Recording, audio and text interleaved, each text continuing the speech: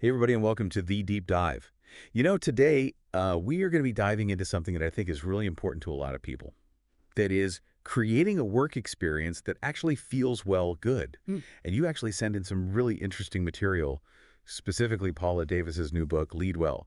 And Oh, fantastic. I know, right? It's this blend of leadership, well-being, and it even has like a touch of organizational psychology. Perfect for a deep dive.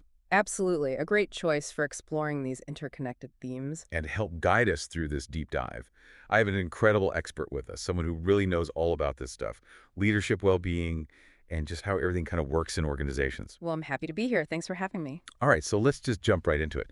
Okay, so Lead Well starts off, and it paints this picture of what's going on in the workplace today.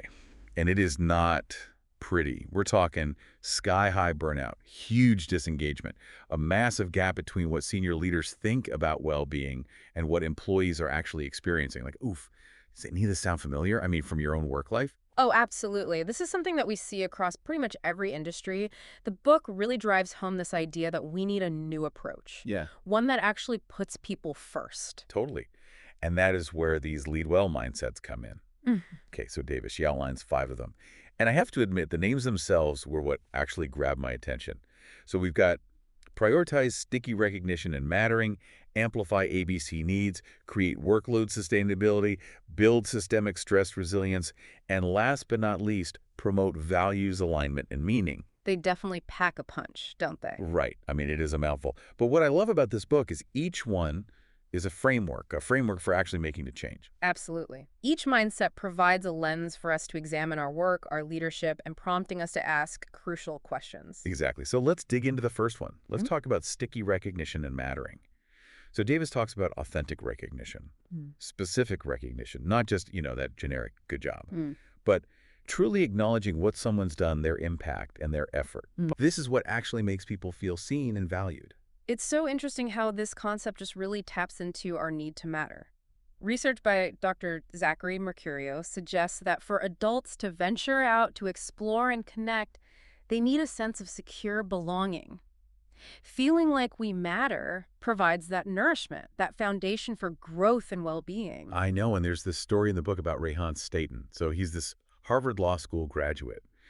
And believe it or not, he actually started out refurbishing dumpsters. Can you imagine? Oh, really? Wow. I know. He was constantly told, don't end up like him and his coworkers. But when he finally made it to Harvard, guess what he decided to focus on? I can't even imagine. Championing support staff recognition. Amazing. That's incredible. He understood that every single person, no matter what their role is, deserves to feel valued. What a powerful example. It reinforces this idea of thank you plus. Going beyond a simple thank you to actually include details about what you appreciated and why it matters. It's a simple shift, but it's so potent. It's like saying, I see you, I value you, and here's exactly why. Right. It goes so much deeper. Precisely. And there's actually the story in the book. It's about this junior lawyer. Weeks after he had finished this tedious assignment, he got a call from a partner.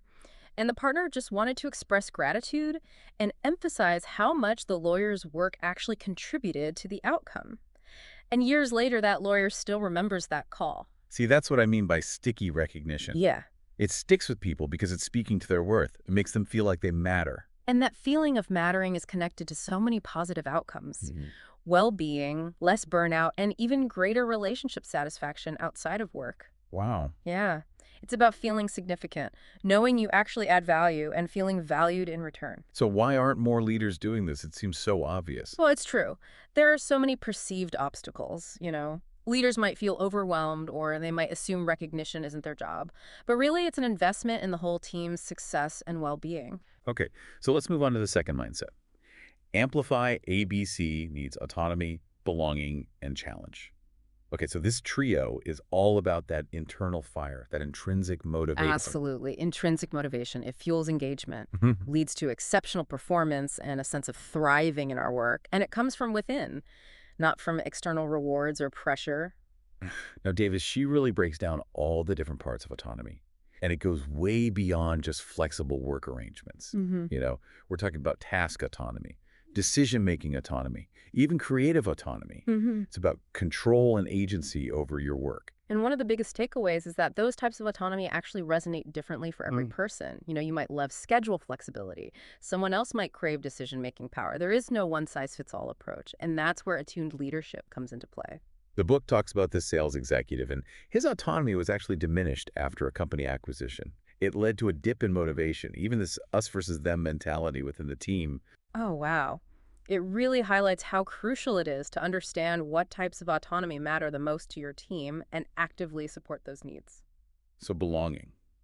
Now, this is something I think we can all relate to. I mean, in a world that can feel so isolating, feeling connected at work is more important than ever. Absolutely. Lead Well really gets this, and I love how it highlights the concept of leveraging moments that matter.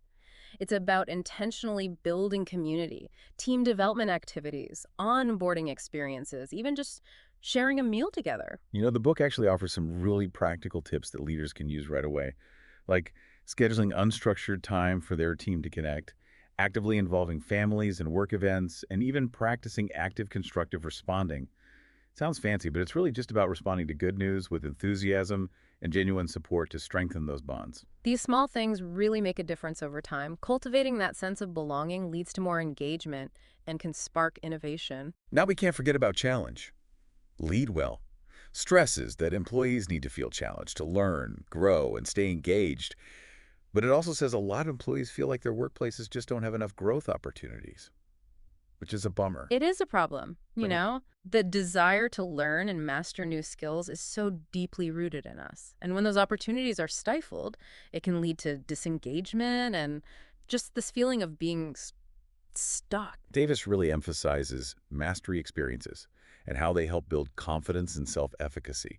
It's about having the chance to face challenges that stretch your skills, experience that sense of accomplishment. Like a cycle of growth. Exactly. Now, the example of Sidley Austin's leadership program really stood out to me. They've created this structured path for their lawyers to learn leadership skills, executive education, coaching, even community service projects. They really invest in their people's growth. It's a great example of an organization that's investing in their employees' growth. And in the end, it benefits everyone. And it doesn't have to be this big formal program, you know? For sure. Leaders can create growth through smaller actions too, like delegating challenging tasks, offering skill development, and giving regular feedback, both positive and constructive. Now let's talk about challenge. I mean, let's be honest here. Workload sustainability. This is a big one, especially with today's always-on culture. I mean, it's like we're just constantly bombarded with demands. You're telling me it's like you never get a break. Right. Lead Well dives right into this issue, and it acknowledges that unmanageable workloads, they are a main source of stress and a huge roadblock to having a good work-life balance. And it really emphasizes that it's not about working harder, it's about working smarter and making intentional choices. I mean, there's this anecdote in the book about a professional services firm. They were dealing with burnout, productivity was down, and it was hard to keep their top talent because of these impossible workloads. It really emphasizes that this isn't just an individual problem, it's systemic. It needs solutions at the organizational level. It's about changing the culture and creating systems that actually support well-being. So the book goes into some really interesting solutions, like the Mindful Business Charter and the U.S. Bank Guidelines. They encourage open communication about expectations and boundaries for workloads, even with clients. It's about being able to have those tough conversations and setting realistic expectations. What's interesting about these is how they challenge this idea that you have to be available all the time to give exceptional client service. They push for a more balanced approach, where you're considering everyone's well-being, including the team that serves the client. And the book shares lawyer Mike Kraut's experience. He used the U.S. Bank Guidelines within his firm. And even in the high-pressure legal world, he found, these conversations led to a healthier and more productive work environment. That's great. Even in demanding fields, we can find a more sustainable way to work that benefits everyone. It's not about sacrificing quality. It's about finding a sustainable rhythm. Lead Well also gives some really practical tips for managing workloads, like doing a meetings audit to get rid of unnecessary meetings, using the 444 method to time box your priorities, and even using AI tools like Microsoft Copilot for more efficient task management. Yeah. I love how the book really digs into this because it's a pain point for so many of us. It's all about taking back your agency and choosing how you spend your time and resources. Which brings us to the fourth mindset, building systemic stress resilience. And I appreciate that Lead Well kind of challenges this idea that resilience is just on you. Like, we just need to toughen up and power through. Right. It's Well, like we yeah, should have this endless supply of grit. exactly, but it's just not sustainable. It's so true. Lead well flips that. It says Yeah. resilience is a skill you can build not just as an individual, but as a team and an organization too. It's about having the resources and support to face those challenges and not just gritting your teeth. And I love that the book highlights the good things that come with resilience for businesses, like increased productivity, more engagement, and even faster growth. It makes a strong argument for why organizations should really focus on making resilience a core competency. Absolutely. A good example of this in action is the story of Sarah Dodds Brown at American Express. She started a team resilience program all about psychological safety and trust. Now, when we say psychological safety, we're talking about creating an environment where people feel comfortable taking risks, speaking up, and not being afraid to be judged right. Exactly. It's so important for building trust, so teams can really face challenges head on. Sarah also brought in this idea of psychological courage, which I think is fascinating. So tell me more about that. It's this ability to have tough conversations, deliver messages that might be hard to hear, and to navigate conflict in a way that actually builds things up. And that courage, it comes from safe team practices, creating a space where vulnerability and honesty are actually welcome. So it's not just about surviving those tough situations, but thriving because of them. Right. It's about growing and evolving through challenges. Exactly. Okay, so on to that last mindset. Promote values, alignment, and meaning. Mm. And this one I feel is super relevant today because so many people are looking for purpose in their work. You know, Mhm. it's not enough to just have a job. People want to feel like what they do matters, like it actually aligns with their values. Lead Well really nails this. The book highlights how crucial it is to help people connect to a sense of purpose, Yeah. to make sure their work lines up with their values and that it's contributing to something bigger than themselves. It's like finding that sweet spot where your passion meets the organization's goals. The book also shares research that shows when our values match up with our organizations, we experience less stress, we're more engaged, and our work actually feels more meaningful. But when they don't match up, that's a recipe for burnout. Makes sense. It's like trying to jam a square peg into a round hole. Just not going to work. Exactly. Yeah. So how can leaders actually make this happen? How do they help their teams find that sense of meaning? Lead Well gives some really practical ideas, like having regular meetings to talk about impact and progress, celebrating milestones, both big and small, and leading by example when it comes to values. It encourages leaders to help their teams microcraft their work, empowering them to align their tasks with their values and strengths. Even tiny changes can impact how someone feels about their work. What about the 20% rule? That idea of spending at least 20% of our work time on things that we find personally meaningful really grabbed my attention. Oh, it's a great idea. And it connects back to autonomy. Giving employees the freedom to shape their work, to fit their values is so empowering. It can lead to more engagement and satisfaction. Okay, so I got to ask about that Golden Dog Farm story. It felt a little different from the rest of the book, which was so focused on the workplace, but it really stuck with me. Oh, I love that story. It's a brilliant way to end the book because it really captures what a truly amazing work culture should feel like. Imagine feeling that same joy, energy, and connection you get from playing with a bunch of golden retrievers. It's about bringing those pure feelings of joy and playfulness and belonging into the workplace. I love that analogy. It makes you wonder, what would it take to create that in my own work life? What would it take to make work feel more like Golden Dog Farm? That's the challenge Lead Well throws down. It calls for creativity, courage, and a deep commitment to putting people first. And it's a challenge worth tackling. So this deep dive has been so insightful. Lead Well has given us a lot to think about, both about our own work experiences and how we can all play a part in creating more fulfilling workplaces for ourselves and for others. Absolutely. It's a call to action for leaders to prioritize well-being, to foster connections, and cultivate a sense of meaning in everything we do. Before we move on to the next part of our deep dive, I want us to take a moment to really reflect on those 5 Lead Well mindsets. Which ones really stand out to you? They each offer such a valuable perspective on how we can make the workplace more human-centered. As we move into the next part of our conversation, keep those mindsets in mind. Think about which ones really speak to your experiences and what you want for your work life. We'll be diving even deeper into practical strategies and how you can start making changes today to create a more fulfilling and thriving work experience. Stay tuned. It's really encouraging to see more and more people realizing we need to create workplaces that are actually good for us. I mean, we're starting to move past just fixing burnout and looking at how we can create environments where people can actually thrive and reach their potential. So true. And Leadwell gives us some really concrete tools to actually do that. So as we continue this deep dive, let's revisit those 5 Leadwell mindsets. And let's talk about how we can put them into action. We started with prioritize sticky recognition and mattering, which really hit home for me. It's all about going beyond just saying good job and really acknowledging the things people do that make them feel valued. It's about seeing the value in each person and making sure they know it. It's about building a culture where appreciation is just part of everyday life, not just for special occasions. So how can leaders actually make recognition sticky? Like how can we make sure those actions really resonate and stick with people? Well, the key is to be specific. So instead of a general good job, you want to point out the exact action or behavior you appreciated and explain how it helped the team or the organization. It's about connecting the dots between what someone does and the bigger picture. That makes so much sense. It takes a simple thank you and turns it into something so much more meaningful. Right. The book actually gives some great examples of this. Picture this. A manager takes the time to acknowledge someone on their team who went above and beyond to help a coworker during a tough project.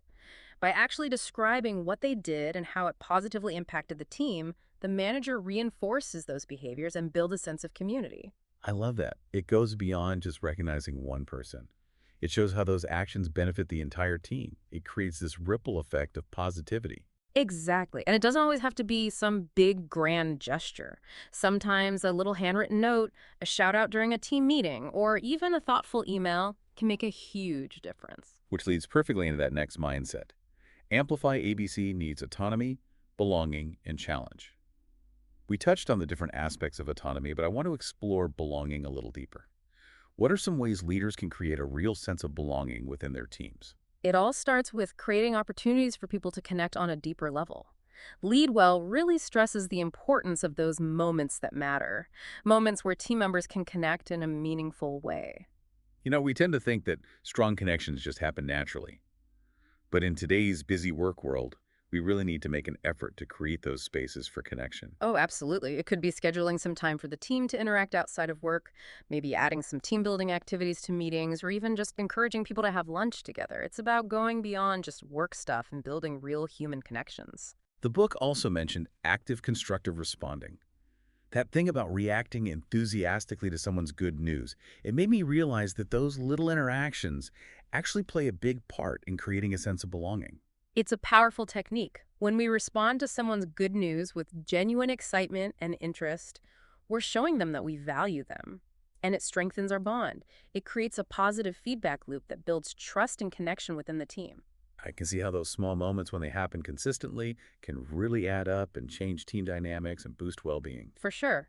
It's about creating this culture of care and support, where people feel comfortable celebrating each other's wins and being there for each other during tough times. And that takes us to the third element of this mindset, challenge. Mhm. Lead Well talks about how important it is to give people chances to grow and master new skills, to help them develop and really push themselves. It's all about tapping into that human desire to learn and grow, to get out of our comfort zones and feel that sense of achievement that comes with mastering something new. But there's this statistic in the book that's a bit of a downer.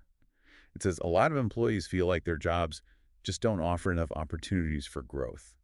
It's like we're stuck in a rut just accepting things as they are. It's a big problem that points to this larger issue of disengagement and people not feeling fulfilled at work. When people feel stagnant, they don't really invest in their work. And that affects the whole team and even the organization's success. So how do we get out of that rut? How do we create a culture where people are constantly learning and growing? Leadwell has some great advice here. It emphasizes providing mastery experiences, which are basically opportunities for people to take on new challenges step by step, to learn new skills, and really feel that sense of progress and achievement. This reminds me of the Sidley Austin leadership program we talked about earlier.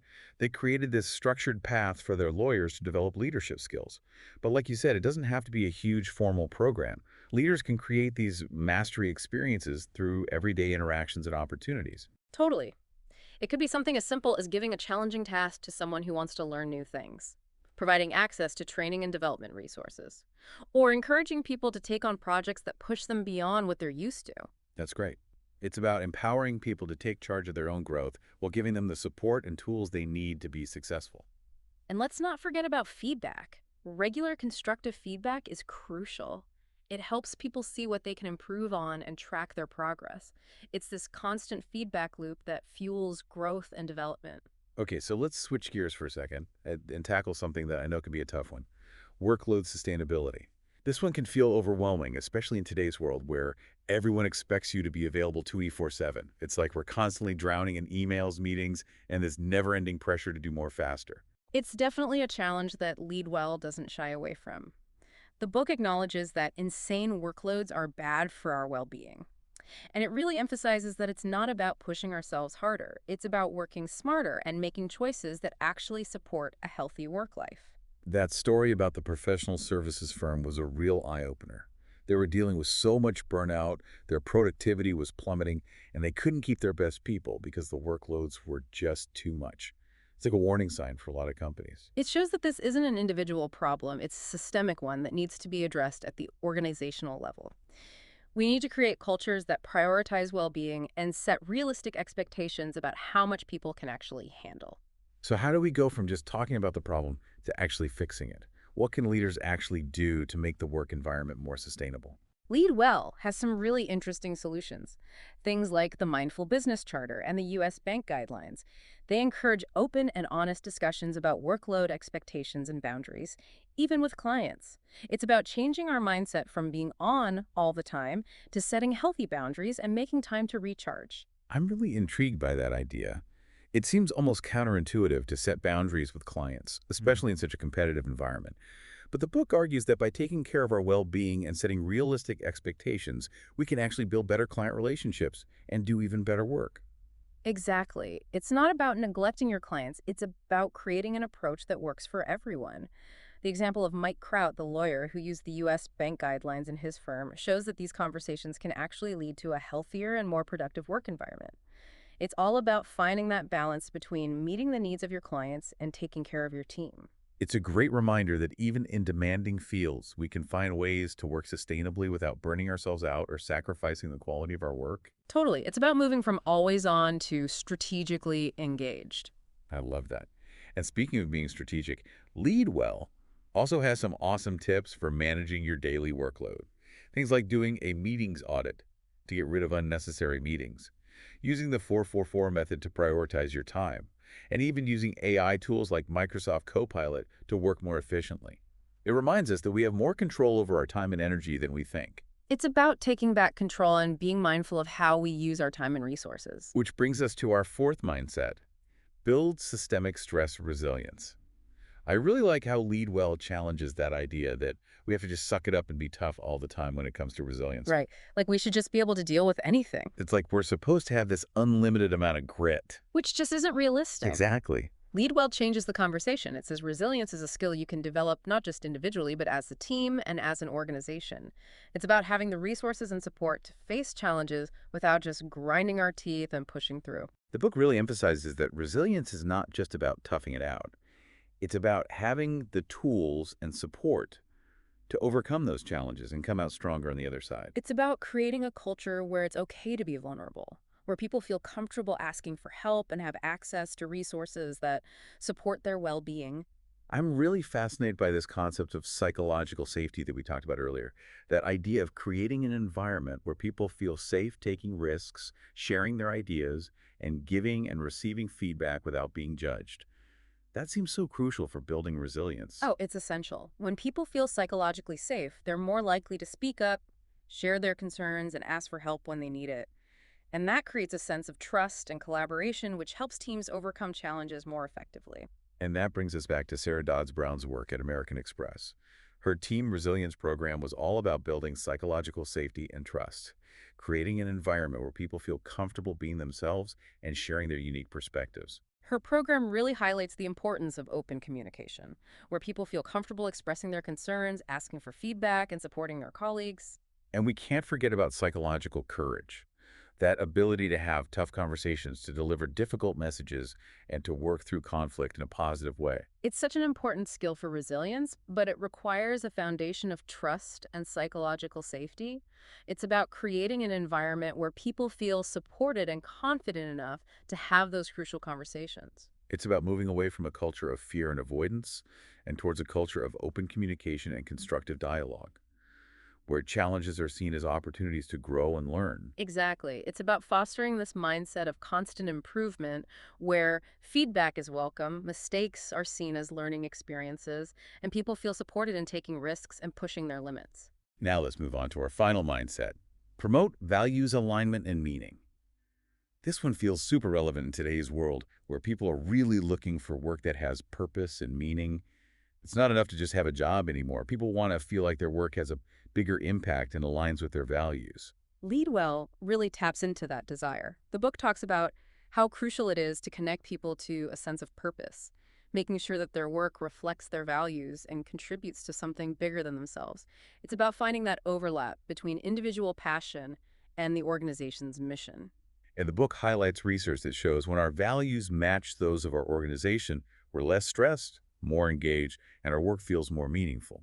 But when those values clash, it can lead to burnout and feeling disconnected. It makes sense, right? It's like forcing something that doesn't fit. It's just not sustainable. So how can leaders actually help their teams find that sense of meaning? How do we put this idea into action? Lead Well provides some really great strategies. It suggests having regular meetings to discuss impact and progress, celebrating milestones big and small, and being a role model when it comes to values. It encourages leaders to support their teams in microcrafting their work, giving them the power to match their tasks with their strengths and values. I'm really intrigued by that idea of microcrafting work. It suggests that even small changes to what we do every day can make a huge difference in how we experience our work. It's about finding ways to align our work with our passions and what we're good at, Yeah. making little tweaks that can give our everyday tasks a sense of purpose and fulfillment. And the book mentions the 20% rule, setting aside at least 20% of our work time for things that are personally meaningful to us. It reminds us that we have the power to shape our work experience and create space for things that give us energy. It's about taking ownership and prioritizing the things that fuel our passion and purpose. And of course, leaders play a huge role in setting the example when it comes to values. It's not enough to just talk about values. We need to live them in everything we do. It's about walking the talk and creating a culture where values aren't just words on a wall, they're real experiences that guide our decisions and actions. I want to bring up that Golden Dog Farm story again. It was such a perfect way to end Lead Well. It really captures what an amazing work culture can feel like, full of joy, energy, and a real sense of connection and purpose. It's such a great analogy that makes us rethink what work can be, to go beyond just getting things done and really embrace the human side of it all. It makes you wonder, what would it take to create that kind of positive and fulfilling environment in our own work lives? What would it take to make work feel more like Golden Dog Farm? That's the challenge Lead Well puts forth. It calls for creativity, courage, and a deep commitment to putting people at the heart of everything we do. It's a challenge worth taking on. So as we wrap up this second part of our deep dive, I encourage you to think about those 5 Lead Well mindsets and how you can start using them in your own work life. What small steps can you take today to create a more thriving and fulfilling work experience for yourself and the people around you? I love that idea of making our work experiences more like Golden Dog Farm, Oh, full of energy and joy and that real sense of belonging. it reminds us that work can be fulfilling, not just something we have to do. This deep dive has been incredible. Leadwell is packed with so many ideas and practical strategies for making work more meaningful and thriving. It's a great resource for anyone who wants to make a positive impact in their workplace and even beyond. So I had this thought before we wrap up. What if we created like a 10-point summary of the key takeaways from the Leadwell? Kind of like a cheat sheet for leading well. Oh, that's a fantastic idea. It'd be super helpful for people trying to put these ideas into practice. Exactly. Okay, so number 1, and this one's a big one for me, recognize and appreciate people authentically and specifically. Go beyond just surface-level praise and really acknowledge those efforts and contributions that make people feel valued. Like that's how we foster that sense of mattering. Number 2 is empower autonomy within your team. Remember that different types of autonomy resonate with different people. Some might love flexible schedules, while others might want more decision-making power or creative control. The key is to understand those individual needs and support them within your organization. Okay, number 3, build belonging by creating opportunities for genuine connection. Schedule time for the team to just interact. Encourage people to have lunch together. Maybe add some team building activities into your meetings. It's all about those human connections that create a sense of community and support. Number 4 is cultivate challenge by providing opportunities for growth and mastery. Delegate those challenging tasks. Give people access to training and development resources, or encourage them to take on projects that push them outside of their comfort zones. We don't want people to get stagnant, so fostering a culture of learning and development is key. Number 5 is a big one. Address unsustainable workloads head-on. This is a system-wide issue that requires communication and solutions. Don't be afraid to have those tough conversations about expectations and boundaries, even with clients. It's about finding that balance between taking care of ourselves and delivering quality work. Number 6 is to build resilience throughout your organization by creating an environment that supports well-being at every level. Foster psychological safety. Encourage people to ask for help when they need it. And provide resources that give people the tools to handle challenges. It's about building a culture where vulnerability is okay and support is easy to find. Number 7, make psychological safety a priority. Create a space where people feel comfortable taking risks, sharing their ideas, and giving and receiving feedback without worrying about being judged. This is how we create a foundation for innovation, collaboration, and growth. Number 8 is to promote values alignment by helping people connect their work to a bigger purpose and making sure their values match up with those of the organization. When people feel like their work matters and contributes to something bigger, their motivation and engagement just skyrocket. Number 9, lead by example. Live those behaviors and values that you want to see in your team. Show vulnerability, seek feedback, and prioritize your own well-being. Your team will notice what you do more than what you say. And last but not least, number 10. Remember that creating a thriving workplace is an ongoing process. It's about making those small changes, experimenting, and learning as you go. Be patient, be persistent, and don't forget to have a little fun along the way. That is a fantastic list. I really hope our listeners find it useful as they start putting Lead Well into practice. Me too. I'm excited to see how these ideas can make a difference. It's inspiring, right? Well, a huge thank you to you for joining us for this deep dive into Lead Well. It's been amazing exploring these ideas with you. The feeling is mutual. This has been such a great conversation full of insights. And to our awesome listeners, thank you for sharing this inspiring book with us. We hope you found this deep dive as valuable and thought-provoking as we did. Now, here's a question for you to ponder. What small step can you take today to create a more thriving and fulfilling work experience for yourself or your team? Let us know what you think. Until next time, stay curious and keep on diving deep.